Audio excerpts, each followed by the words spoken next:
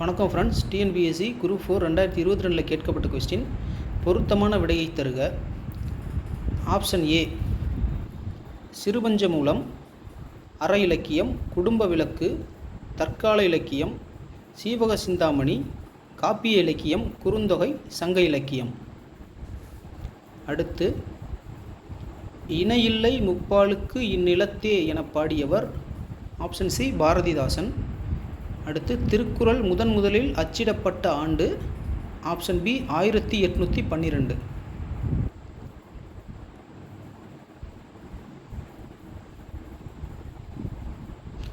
அடுத்து திருமணம் செல்வக்கேசவராயரால் தமிழுக்கு கதியாவார் இருவர் என குறிப்பிடப்படுபவர்கள் ஆப்ஷன் பி கம்பர், திருவள்ளுவர். அடுத்து 8ஆம் வகுப்பு வரை படித்த இளம் பெண்களுக்கான திருமண உதவித்தொகை யாருடைய பெயரில் தமிழக அரசால் வழங்கப்படுகிறது? Option B Moovalur Ramamirtham. அடுத்து ஆங்கிலேயரை எதிர்த்து போர் செய்த வேலு நாச்சியார் பிறந்த ஆண்டு எது? ஆப்ஷன் ஏ கிபி 1730.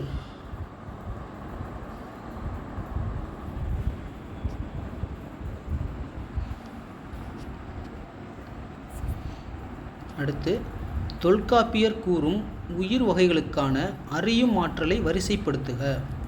ஆப்ஷன் பி உற்றறிதல், சுவைத்தல், நுகர்தல், காணல், கேட்டல், பகுத்தறிதல். அடுத்து தமிழ் ஆட்சி மொழியாக திகழும் பிற நாடுகள் option A Ilangai, Singapore, Malaysia.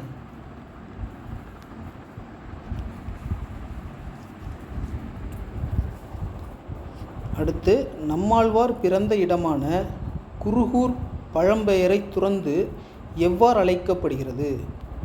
Option B Alwar Thirunagari.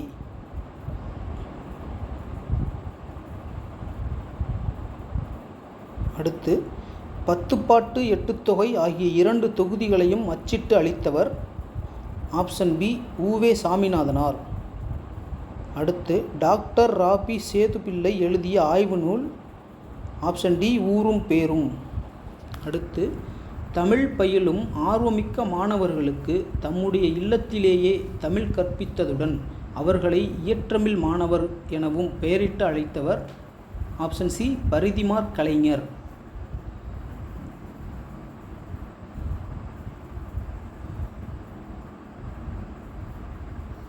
அடுத்து தொல்லியல் ஆய்வு நடைபெற்ற ஆதிச்சநல்லூர் எந்த மாவட்டத்தை சார்ந்தது? Option C Thoothukudi.